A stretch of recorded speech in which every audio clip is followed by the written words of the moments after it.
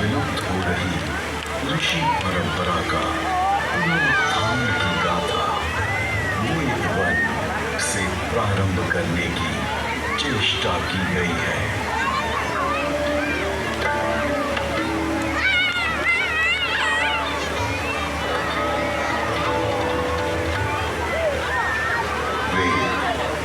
परमपिता परमात्मा की पवित्र वाणी है, जो सृष्टि के प्रारंभ में मानव मात्र के कल्याण के लिए अग्नि, वायु, आदित्य, अंगिरा इन 4 ऋषियों के पवित्र अंतःकरण में उद्भूत हुई। तत्व ज्ञान की दृष्टि से वेद एक है, किंतु विषय विभाग की दृष्टि से इसे 4 भागों में बांटा गया है। ऋग्वेद, यजुर्वेद, सामवेद और अथर्ववेद।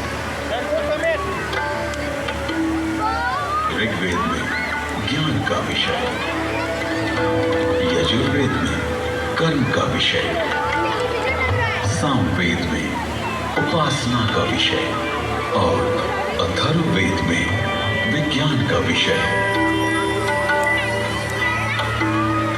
विश्व साहित्य का प्राचीनतम ग्रंथ वेद है। मानव जाति के प्राचीनतम ग्रंथ होने के कारण उस समय की सभ्यता, संस्कृति, आचार विचार और कर्तव्य आदि को जानने का स्रोत वेद है। भारतीय दर्शन, साहित्य, ललित कला, संगीत, ज्योतिष, ज्ञान विज्ञान वेदों में है। वस्तुतः वेद संसार के समस्त पदार्थों का बोध कराते हैं। वेद के भाष्यकार आचार्य सायण कहते हैं, इष्ट की प्राप्ति एवं अनिष्ट के परिहार के अलौकिक उपाय को बतलाने वाले ग्रंथ वेद है। सबके द्वारा पूजनीय और यजनीय परमात्मा से ऋग्वेद, यजुर्वेद, सामवेद और अथर्ववेद प्रकट हुए। ऋग्वेद के मंत्र दृष्टा ऋषि कहते हैं, तस्माद् ज्ञातस्य वरुता ऋचा सामानि जगिरे छंदांसि जगिरे तस्माद् यजुस्त स्माद् जायत। ऋग्वेद, जिसके द्वारा विभिन्न देवताओं की स्तुति की जाती है, उसे ऋग कहते हैं। ऋच्यते स्तूयते अन्य इति ऋग। इस प्रकार की ऋचाओं के संग्रह का नाम ऋग्वेद है। ऋग्वेद विश्व साहित्य का प्राचीनतम ग्रंथ है। ऋग्वेद में 10 मंडलों में 1028 सूक्त में 10,600 मंत्र हैं।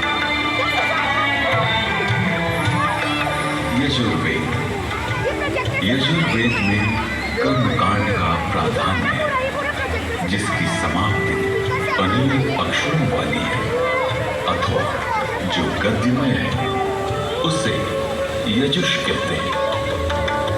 अन्यताक्षरावसानो यजुर्वेद के 2 भाग हैं, शुक्ल यजुर्वेद एवं कृष्ण यजुर्वेद। शुक्ल यजुर्वेद में 40 अध्यायों में 1975 मंत्र हैं। कृष्ण यजुर्वेद गद्यात्मक है। सामवेद गीति साम है। गीतिषु समाख्या, संगीत का मूल उद्गम सामवेद है। सामवेद के 2 भाग हैं, पूर्वार्जित एवं उत्तरार्जित। सामवेद में 1875 मंत्र हैं। अथर्ववेद, अभिचार मंत्रों का ज्ञान अथर्ववेद में है। इसमें आयुर्वेद का विस्तृत विवेचन हुआ है। इसकी शौनक शाखा में 20 कांडों में 730 सूक्तों में 6000 मंत्र हैं।